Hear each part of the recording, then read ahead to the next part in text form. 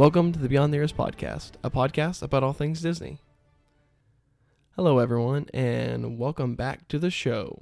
I am your host, Josh, and as always, I am joined by the lovely Ashley. What's up, everybody? It's 2024. This is our first Podcast. Is this the first one we're recording this year? Yep. Okay. Yep. Here we go. Yeah, it's going to be a good year, I think. I'm excited. Same. Man, I totally forgot what I was going to say, but I'm really excited about what we're going to talk about today. Yeah. I've just been in a Disney mood the past couple of days, and I'm just like revamped and pumped and like really hoping that we can actually go to Disney again this year. Oh, yeah. See, I've kind of chalked that out as there's no way we're going to make it this year. We'll see. We've still got the trip booked. Yeah, it's still booked, but we haven't paid on it, I don't think, since we booked the trip. No, we haven't. It's expensive. But yeah, I was thinking about that the other day. I was like, I definitely feel that we're not going to make it this year. Because we're not in a spot of an extra $6,000 to go spend down there. See, I'm the exact opposite. When we came home, I was fully accepting of the fact that it was not going to happen this year because I knew how much we had to like figure things out for it to happen last year. But now Grayson talks about Disney all the time and I love it and I just want to give him everything. Yeah. And I know like even since we've been, like they opened the whole Moana Journey of Water area in Epcot and I really want to see that. Yeah, and the Disney dining plan. Yes. And I think that because Grayson has been able to experience Disney, I think he would love it even more next time. Yeah. And even just our trip was like 6 months ago? September. Yeah. So just a few months ago. Yeah, 4 months ago. And even since then, I feel like he has like matured a lot more. Yeah. Well, I was going to say from like when he turned 4. Yeah. It was like, oh, Game wow. changer. It was like he's a totally different kid now. Yeah. So that was one thing that I did like. I wasn't ever annoyed because he's a toddler and he like needs a nap and everything, or he needs to just like relax and like go back to the hotel. But like now I feel like we might be able to actually like stay like a whole day at a park and him be just like a little wiped out at the end of the day, or like us leave early kind of thing. Yeah. But we're here today. We're here to talk about Echo, which is, it's on Disney Plus, so it's related. This is a Disney podcast. We talk about all things Disney.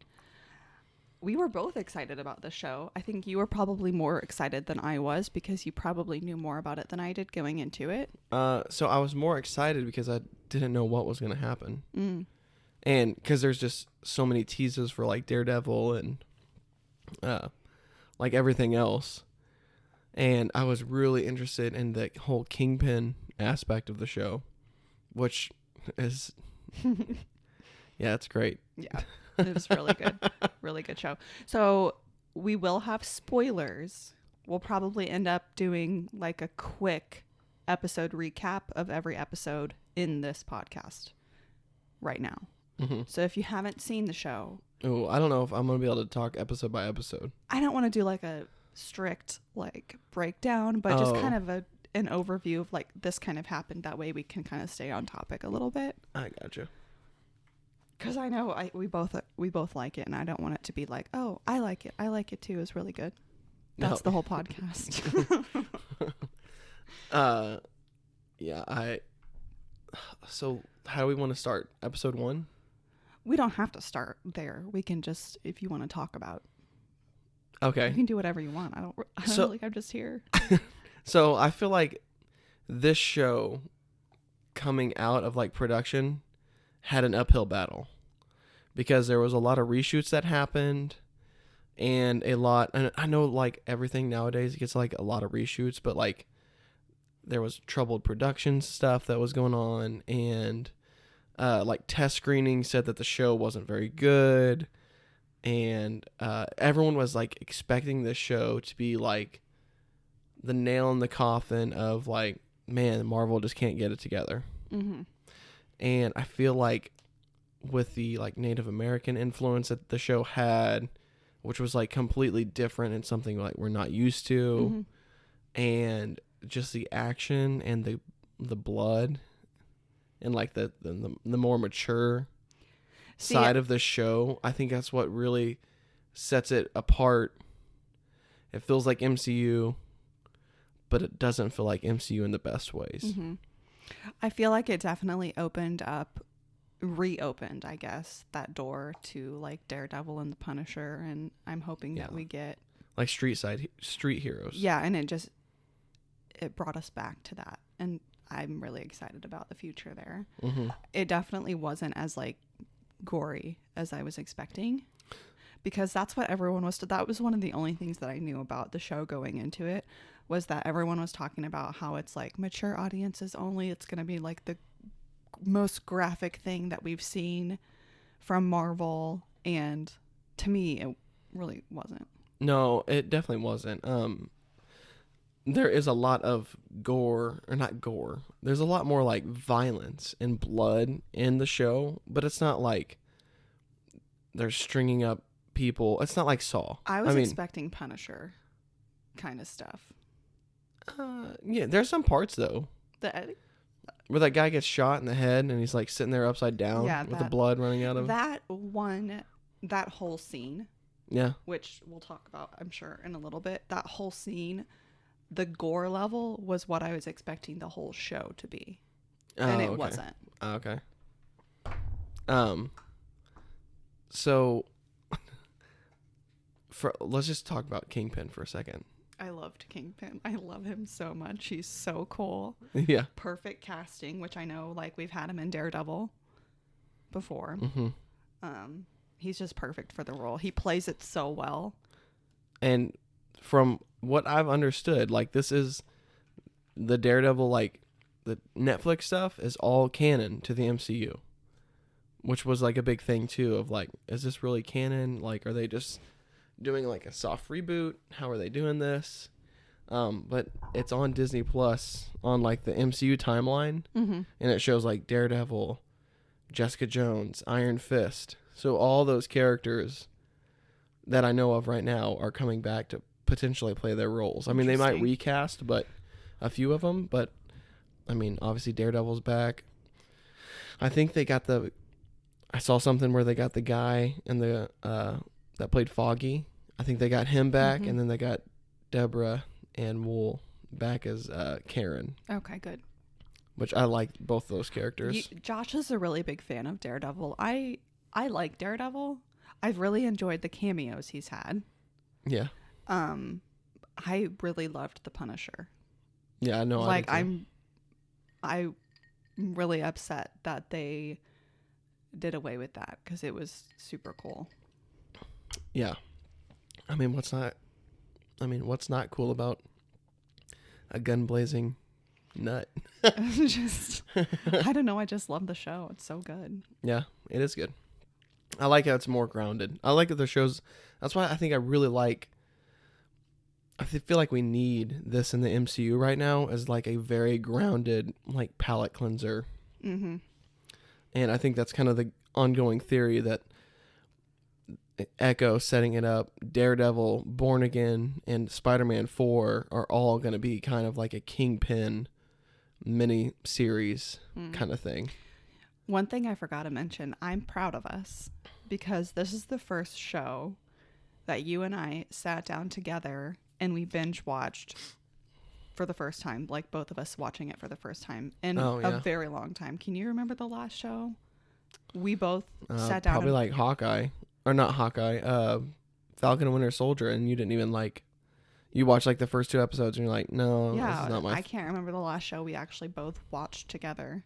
That's new, yeah. Yeah, can you? No, that's it's been Falcon and Winter Soldier. That's what I'm saying. I didn't even watch it. You did. You watched the first 2 episodes and you're like, but I didn't watch the whole show. I know. I'm just saying you wanted the last time we watched something together like that, but that would have been then. I guess if you want to really think about it, it would have been WandaVision. Oh yeah. Would have been the only one, because it went WandaVision, Falcon and Winter Soldier.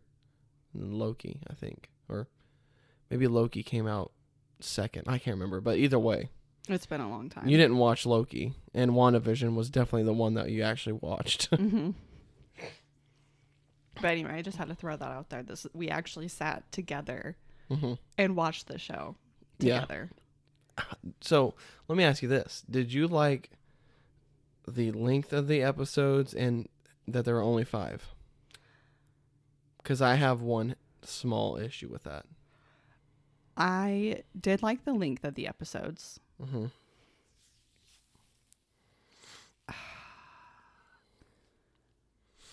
I don't know. I don't know that they could have. I don't know that it needed to be longer than 5. Because I see it more as like an opening to. It's like opening a doorway to other things and not necessarily like this thing that we're going to rewatch and rewatch and rewatch. It's just opening the door to whatever she does in the future, wherever Kingpin goes in the future, and where all of these characters are moving forward. Yeah. So I don't see it as like it needed to be longer. I kind of agree and kind of disagree with you. I feel like if I had one more episode, like a 30-minute episode or like a 34-minute episode, whatever, one of the shorter runtime episodes, I feel like they're like the last 2 episodes were really rushed. I felt like the last episode for sure, when the fight sequences with them at the end before before she like messes with Kingpin. I was like, man, we could have lived in this like their fight scene a little bit more, because it was pretty quick. Like it was very quick, like montages, and like there's a few sad moments that I wish we would have sat in a little bit more. Like whenever she's finding out like about her past, or like when the grandma is explaining about their past and like stuff like that. I feel like they could have went in a little bit more depth and maybe done something different, like in the episode, or in one like this extra episode. So like maybe they close off a few things before the final episode, so that you'd have like another episode 5, and then you'd have the finale as episode 6, like kind of how we got it, but maybe half of that episode where like the beginning was a little bit like not blah, but like kind of leave you on a cliffhanger going into the next episode. Yeah. I mean, I could have enjoyed more like Kingpin flashbacks with Maya. See, that's what I loved that kind of stuff. Yeah. That's what I'm saying. Just like more depth around the whole, like her heritage and like her being with Kingpin, and maybe something like with her dad, who obviously dies. Mm-hmm. But like as a whole, I think the show ended up being like really, really good. So like I said, especially because it had an uphill battle, and I wasn't like, I would say I was expecting the show to be not as good. I kind of went in with like a low expectation. Mm-hmm. And in the first episode, I was like, okay, this is going to be good. Yeah. Because the first episode, you get Daredevil, Kingpin, backstory. You get like it all in this first episode. Was good, yeah. Yeah. So do you want to talk about like the first episode? Yeah, that's fine. So the first episode is we get some flashback, like backstory about what happened to Maya in her childhood. Mm-hmm. And then following her mother's death, her move to New York City, where Fisk raises her to be an assassin, essentially. Yeah. Did you like the backstory of like the whole Native American stuff? Yeah, that was really interesting. And I appreciated that they actually gave credit. I think they filmed to the in Choctaw. Oklahoma. Yeah. Yeah. They actually filmed in Oklahoma. Yeah. Which was really cool. I feel like I actually learned a little bit about that heritage. Yeah. From the show, which is always good.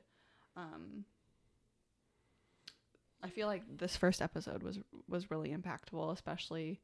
Well, so you haven't watched Hawkeye, Correct. which I think you would really like Hawkeye. Mm-hmm. But Echo is in that series, and she does like a really good job of like she plays like the quote unquote bad guy, and you had no idea like who she was going into this show, other than me telling you like, oh, she was in Hawkeye, and you like were like, oh, okay, like that doesn't mean anything to me. Yeah. So, so like I kind of had to fill you in on like kind of what happened, and then the first episode was like, oh, whatever you just said, we're gonna just play that out, minus the stuff of like the backstory of Echo herself. So, I really want you to watch Hawkeye because it's really good, but I now you wasn't know who expecting. Echo I is. definitely was not expecting to see Hawkeye assassinate all of these people. Oh, like yeah. that was. It took me a second to realize like that was Hawkeye. Yeah. I think you actually said that. Yeah, I was like, that's Hawkeye. And I was like, holy shit. Yeah, He's during murdering them. yeah, during the blip. Yeah. Yeah. No, I logistically I understand, Yeah. but it's still shocking to see it happen Mm-hmm. because it's the MCU that we've known has been very like kind of PG. Mm-hmm. Even the stuff that's not is very like sheltered. Yeah. And so in the MCU where we hear Hawkeye talk about, you don't know what I've done and like that kind of stuff, there's no like real depth to it, but now I understand a little bit better. Yeah.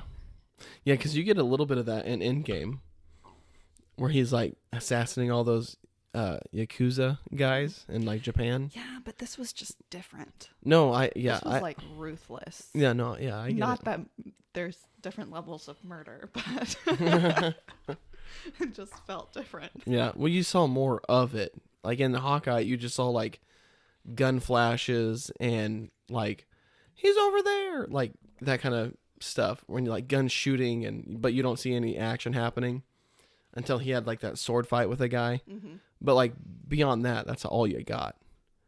Where this was actually like showing him like going through and actually like killing people. Yeah. So a couple things to point out from the first episode. One of the first things you mentioned to me was that she's deaf, obviously. Yeah. Which plays a huge role in the whole series. Mm-hmm. But also, when she was a young girl, she was in a car accident with her mother. Her mother died in the accident, and then she lost one of her legs. Yeah.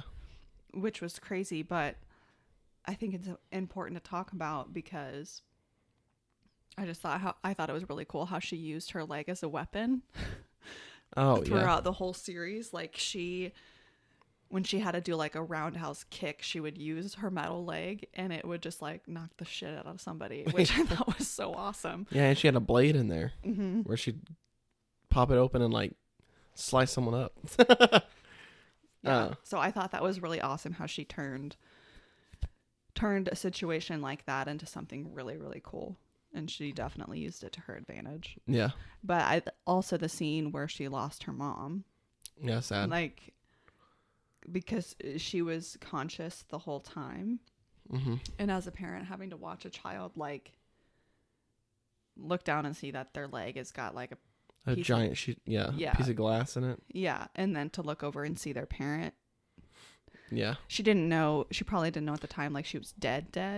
But yeah. But she couldn't, like, do anything. But, like, yeah, as a parent, seeing a child go through that's horrific. Yeah. So. No, that definitely got you in the feels. Like, that happens in the first, like, 10 minutes of the show. Mm-hmm. But, yeah, sad. And I didn't know how she lost her leg. Because you asked me, how did she lose her leg? And I was like, I don't know. I think she lost it when she was, like, a kid. Mm-hmm. Because I'd seen her from Hawkeye training as a kid, like in karate stuff, Mm-hmm. with the leg. So I was like, okay, like it obviously happened during childhood, but I didn't know if she had like lost it as like when she was born without a leg kind of thing. But yeah, the sign language thing, I love. Like obviously she has to use it, but how the native people actually use sign language too. Mm-hmm. I love that. Yeah, I feel like this show, we just have never seen anything like it. There was just so much like cultural information, and it was just different. Like we got to see things that we don't normally get to see, which was really refreshing. Yeah. So I okay, let's kind of jump back to like episode 1 here, because I'm kind of like getting ahead of myself. So she obviously, they moved to New York. Kingpin's like her, surrogate uncle. Would that be the right term? Yeah. And it's like crazy that he's like her uncle kind of thing. And what I thought was really interesting too was they were involved with Fisk all the way in Oklahoma. And we haven't seen like anything Fisk related outside of New York. I know. So seeing that like his influence expands beyond the borders of New York are like is super cool to me. Yeah. Because I mean that train that had all those explosives on it came from like Fisk shipping or whatever, and it was like, holy crap, like that's crazy. Because I mean, if that's the case, then that means Fisk has got to be set up in Missouri too. Which is ironic because there is a Fisk place and they're in Springfield right by the train tracks. I feel like I've seen that before. Yeah, it's right over there by have. STD Flea Market. Oh, I remember. You know what I'm talking about? Yeah. Yeah, right there next to it. It's it. Fisk, and it looks just like the letters that they use for Fisk too. It's real life. We just didn't know it. Yeah. God, I totally blanked on what I was gonna say. Surrogate uncle. Oh yeah, so you get to see like that, the whole first fight scene with like Maya gets out of school and she's asking for she goes to this little ice cream stand and she's like signing what she wants, and the guy's like, I can't hear you, speak up. Yeah. And Fisk, like it shows Fisk in the car and he's like getting angry, and Maya gets in the car, not like sad. She just like walks away because obviously she just knew like, oh yeah, he can't understand me. Yeah. And it's just like no thing off, like no sweat off her back. She kind of just like hop in the car, and Fisk was like, Uncle will be right back. And he like gets out of the car and he just like slams this dude and starts beating the shit out of him. And he beats him up, and he's got blood all over his hand and blood all over his coat. And he's like, he calls the driver and is like, bring me another jacket. I don't want Maya to see me like this. And he like looks over, and Maya's standing there looking at him. And then she walks up and kicks the guy. Yeah. That's already like beat half to death. Yeah. Fisk literally beat the shit out of this guy. There's blood all over the place. He's got like blood all over his white suit. He's got blood all over his hand. And then she comes up and like starts kicking him. Kicks him. It's cute because it's like, it's not cute. It's cute in the show because It's just like, it's so like innocent, and she just like gets up and starts like kicking this like practically dead guy. Yeah. And Fisk is just, their relationship was cute, I think. Yeah. I understand what you're saying. Yeah. And he looks at her like, oh, okay, kind of thing. Yeah. So obviously you kind of see more flashbacks of like her and like karate class or like taekwondo, whatever she's doing. And Fisk is like always there in the background kind of thing. And then obviously Hawkeye kills her dad because Fisk actually had him hired to kill him at some point. I don't know when, but like that's what she finds out during the series. But like after her dad dies, Fisk is like you have no family here. Like I'm the only family you have. Yeah. I want you to be like a part of something bigger with me. And then that's when she kind of turns into like his right hand assassin kind of thing. And then we go through this story of her going on like, I guess, her like first mission, and these guys are kind of just like writing her off until she's like starts kicking ass, and then Daredevil pops up. That was exciting. Yeah, because I didn't know when he was gonna show up. I knew he was gonna show up at some point because obviously we'd seen him in trailers. But how he showed up, how he showed up, I was like, hell yeah. And like him honestly just like taking it to her. I mean, she obviously got a few good blows in, but I mean, he kind of just mopped the floor with her a bit because he's so prodigious in like what he does.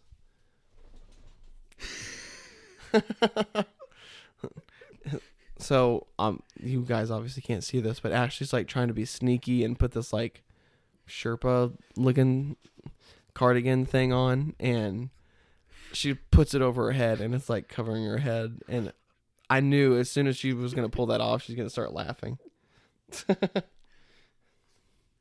But yeah, watching Daredevil like fight her and fight the other guys for a minute, I was like, oh, this is classic, like Netflix Daredevil right here. Mm-hmm. That was one of the coolest scenes of the whole show. Yeah. He had a couple like one-liners, you know, that not like super funny, but like very Daredevil feeling. And then after that, that was about it. He like vanished. Yeah. After it was that, pretty short. Yeah, because he was like, I've been staking out these guys all night long, and you come in and ruin it. So it was like he's obviously there getting intel, trying to figure out more Fisk stuff. So yeah, it was awesome to see him. Any thoughts? What else happened in episode 1? That was pretty much it, right? I think that's when she starts to go back to, because I think they're flashing back and forth from like, because she gets stitched up, remember? Oh yeah, she gets gets shot, and she's like on her way back. I think that's where she ends the episode, driving to Oklahoma. And then some stuff, like she obviously starts to see family. Yeah. What was it? Biscuits? And Billy Jack. Mm-hmm. What Biscuits and Billy Jack are like one of my two favorite characters of the whole show. Yeah. Biscuits is sweet. Yeah. I'm glad he didn't die. You said it when we first met him.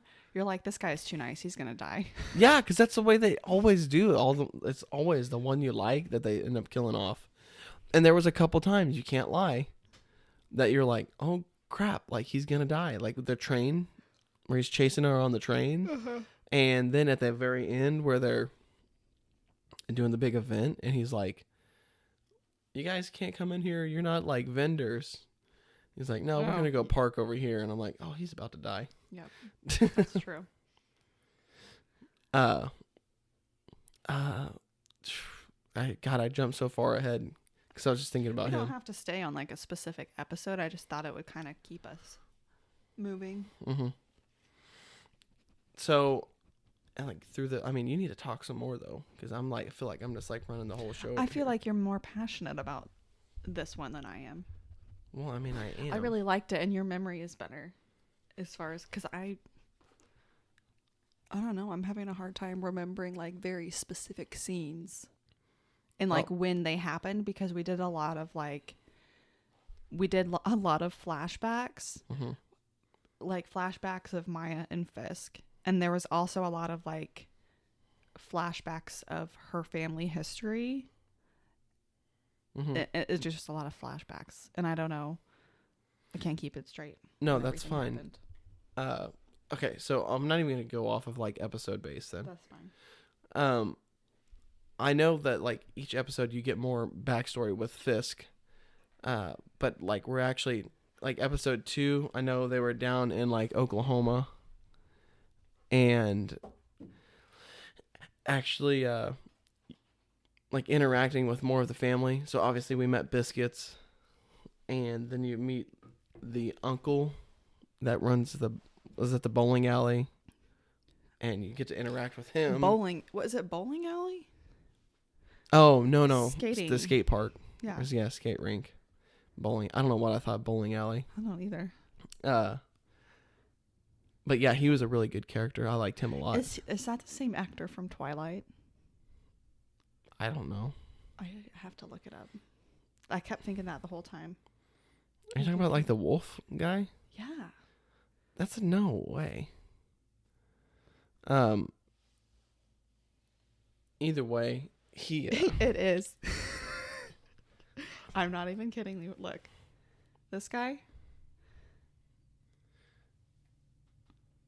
The uncle was in Twilight. He was the leader of like the wolf pack.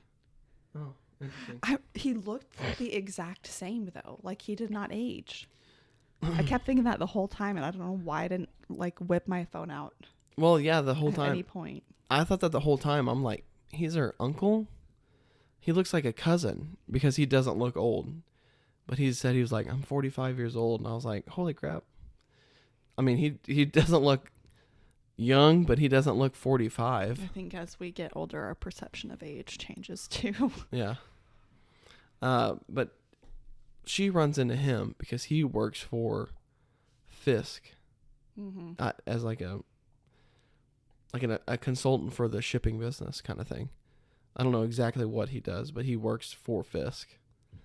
And she's obviously in Oklahoma, like trying to figure. I don't even remember what she was really down there for, other than just to blow up that shipment. I think that must have been it. But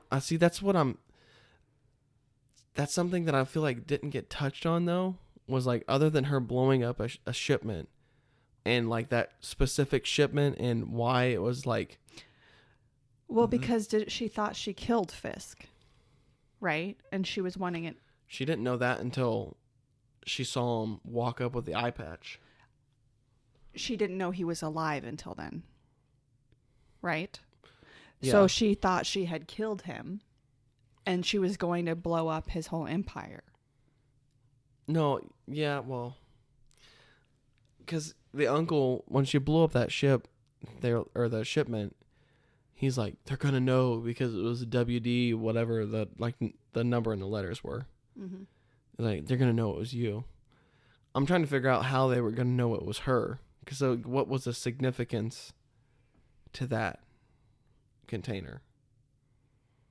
Other than it had like all the guns in it. But I thought the whole train had a bunch of guns in it. I don't know.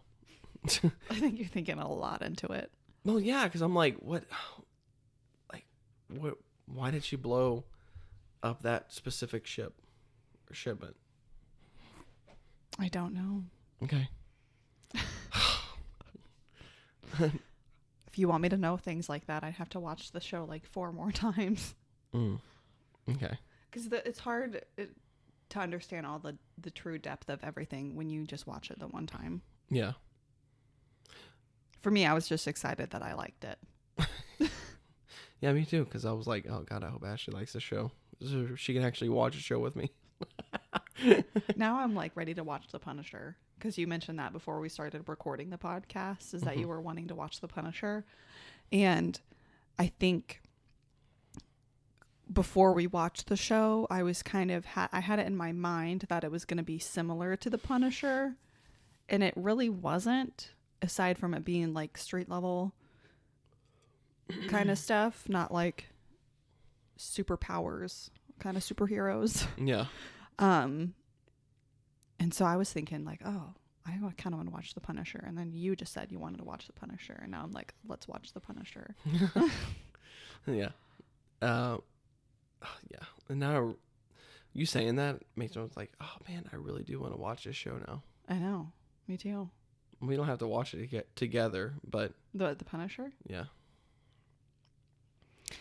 If it wasn't so graphic, we could totally start watching it tonight. Yeah, with Grayson. Yeah. Yeah, but no. Why did he do that to that guy? Why is his head blown off?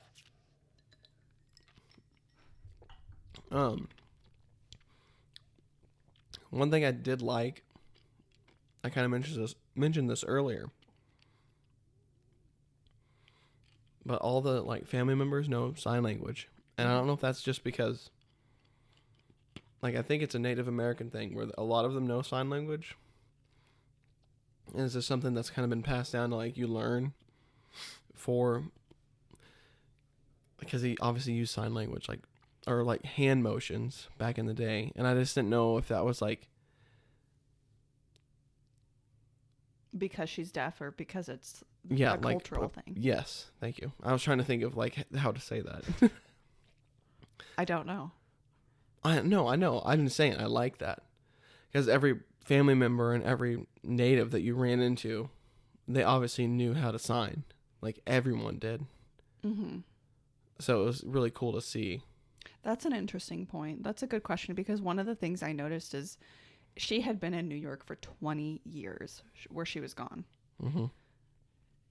So to me, after 20 years, if I don't use it, I'm not going to remember how to do it. Like I took French class in high school. Mm-hmm. I could tell you a few words in French, but I couldn't speak a sentence.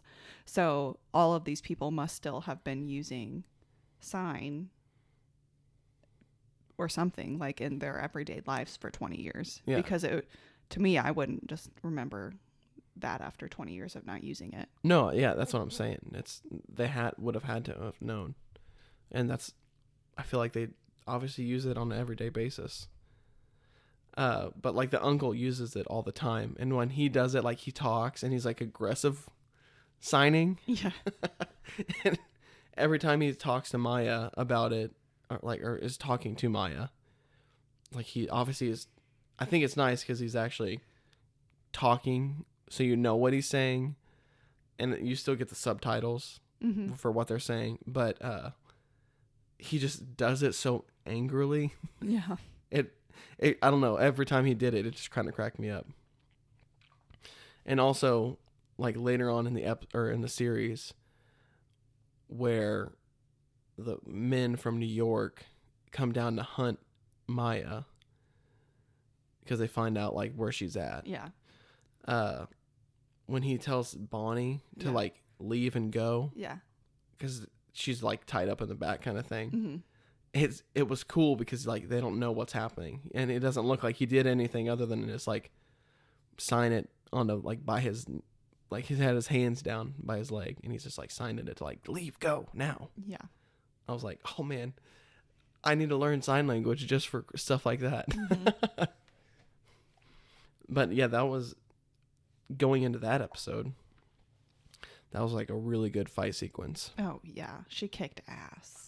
So you get this whole, Echo's tied up, and she's taken in the back, and the uncle is tied up, and the little shoe cleaner guy the guy who cleaned the skates. The guy who cleaned the skates, shoe cleaner. I keep thinking bowling. I don't know why. Because all I'm thinking is him. I just remember him spraying the skates down with that like anti-stink stuff. And I'm like, God, I can't even think. I'm not going to lie. I'm drinking an amaretto sour right now, and I'm definitely feeling it. I think that's part of it. So you might have to lead the episode. Well, I don't. Gosh. Okay, so the big fight scene. Yes, the big fight scene. She's tied up in the back, and they end up bringing Bonnie. They catch Bonnie. They bring her in the back, and they're like trying to. She busts out, and they're trying to find like a way to. I don't know, to distract him. She's building this little like gun thing, where she's taking the shoes and everything and like piecing them together. Yeah, that was cool. Yeah, and that whole sequence was just freaking awesome. Yeah, because there's a guy that called the New York people, the shoe cleaner or whatever, and then there's two other girls that are kind of there just watching over, like waiting for the like Fiskmen from New York to get there, and they obviously don't know what they're doing. And then when like the Fiskmen show up, it's like, oh, shit's about to hit the fan kind of thing. Yeah. So Maya, or Echo, she starts, I don't even remember what she does first. She gets out of the room with Bonnie. So she punched Bonnie. Oh, so that that's right. Bonnie was taken with Taken her out. uncle, and then she used that little gun thing that she made to shoot out the light. So one of the female people who were like keeping her that's hostage Right. Yeah. kind of stormed into the room, and the light was out so she couldn't see anything, and then Maya beat her up or whatever, and then sent a picture of her on the ground to the guy with who cleans the skates. Yeah. That was funny. So then, like, the whole time that's happening, the New York guys are there. Because he was around the New York guys, the shoe cleaner is around the New York guys whenever they're when they're standing there. Like when he gets that text. I'm just saying, like, retelling the stories, not our thing. No, I know. That's what I'm. That was my when bad. you were like, okay, we're gonna go through episode by episode. I just was like, gonna read a recap, and then we could talk about the show. Well, okay. Let's just stop talking about like recapping. Okay. Anyway, the fight sequence is awesome because it shows her really doing some like crazy stuff and using like the dark to her advantage and kind of knowing like the area. Mm-hmm. She just really kicks ass. Well, I thought it was interesting how she like beat the shit out of like 84 dudes, and then when she gets captured, there's like 84 more dudes. Oh yeah, they just like show up. I was like, she beat up so many people. How are there still so many of them left? Yeah, it's crazy. No, yeah, I agree. But yeah, that fight. Like, I'm having an issue on people like talking about like the fight scenes being bad, and a fight scene like that being like so good and well choreographed. Also, the song that was playing, the Dracula song by Rob Zombie. You remember? Because it was like blaring. That I was like, yes, let's freaking go. Because it amped it up even more. Yeah. And like it totally disoriented like the New York guys because they didn't know like what was happening. And then that's when she like just kicks everyone's ass. Yeah. So cool. I did like when Fisk, like, she obviously realizes like Fisk is still alive, and because the uncle's like, who, like, you're about to die, they're about to kill you. Yeah. Who do you think would make that call where they just like walked out of the building? Because that's what they did. They caught her. They're about to kill Maya and the uncle, and he gets a phone call, and they just leave. And he's like, sorry. And they leave, and like, that's it. And he's like, the uncle's like, who do you think else has the pull to make that call? And like, he's still alive. And when he shows up, it's just like, holy crap. Because the first time you see him, he's just got that eye patch on, and he's still like in a hospital bed. Yeah. And you don't know what's happening. But actually, like, seeing him in Oklahoma when he showed up was crazy. And then when he pins her, like, they pin her down and they put the contact in her eye. Yeah. And it's like a holographic, like, he's talking, but it like shows the arms signing. That was freaking crazy. I know. I was like, holy crap. Which reminds me of whenever they were going on like in flashbacks, and him and Maya are like talking at one of their like family dinners is what they have. Yeah. And he's like, thank you, your services are done here. Yeah. And the little sign language interpreter girl like walks away, and the other dude follows her and freaking shoots her. Yep. She knows too much. Yeah. Which you don't ever think about.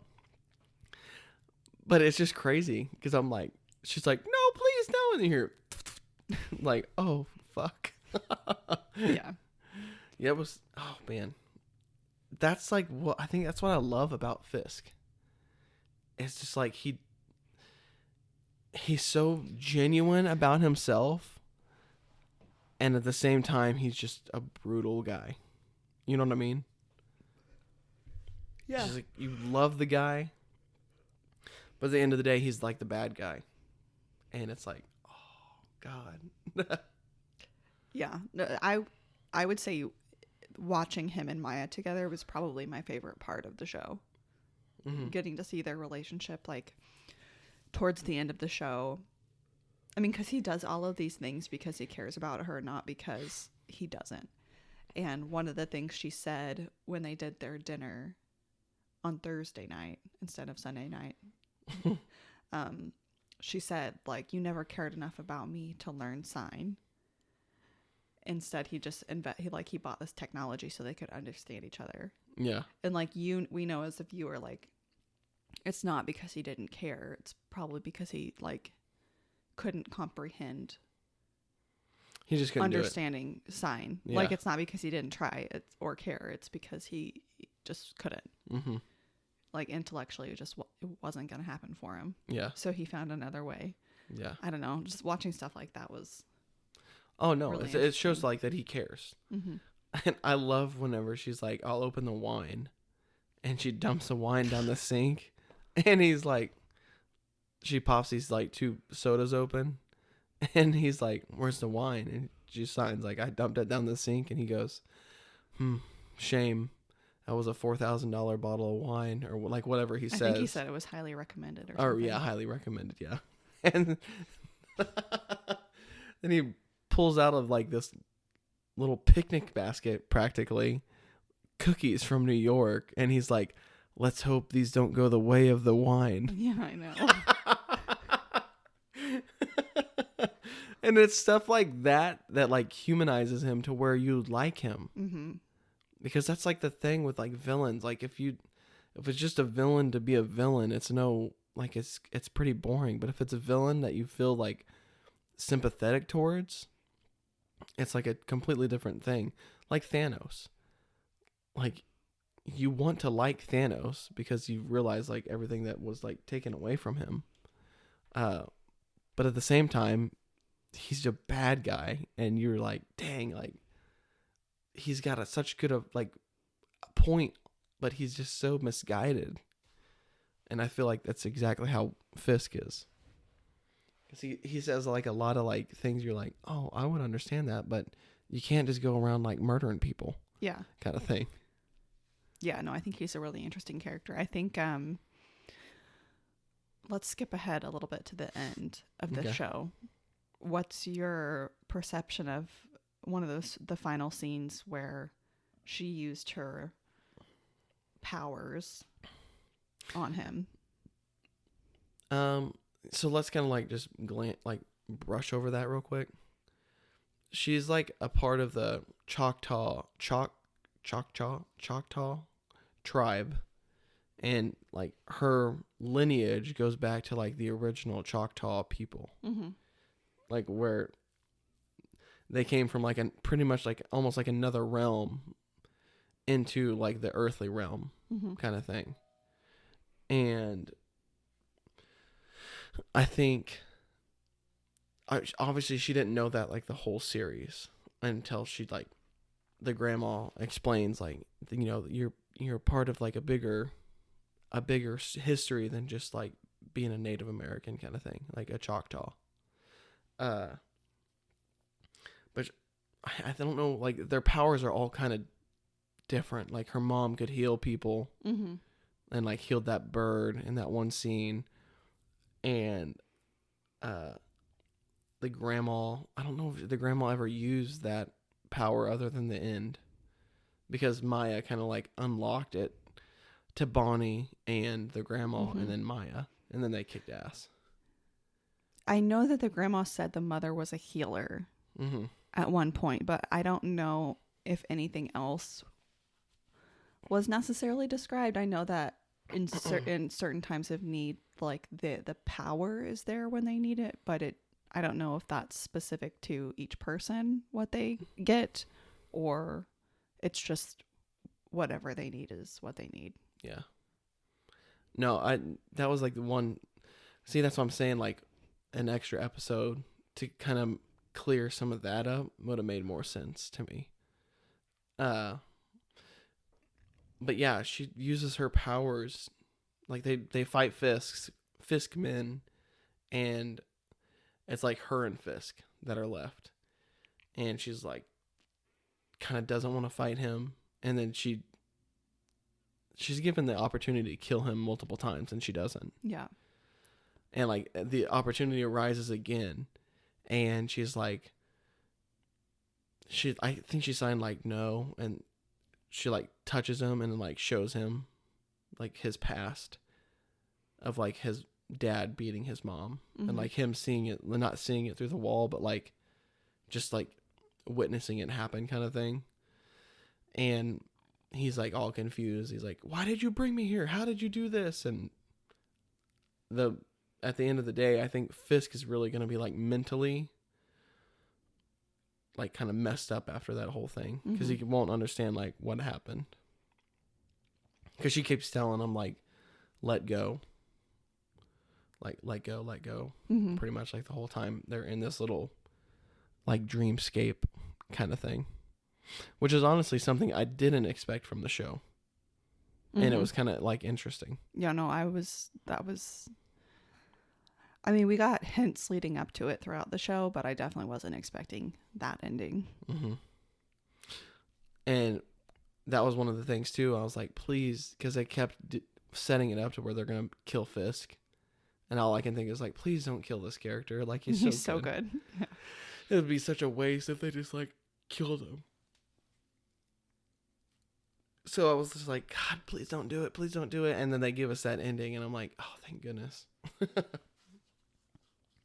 But yeah, so Fisk goes back to New York, and Maya ends up staying in Oklahoma and like kind of like rekindling her family like down there. And then does the post-credit scene, do you remember what it was?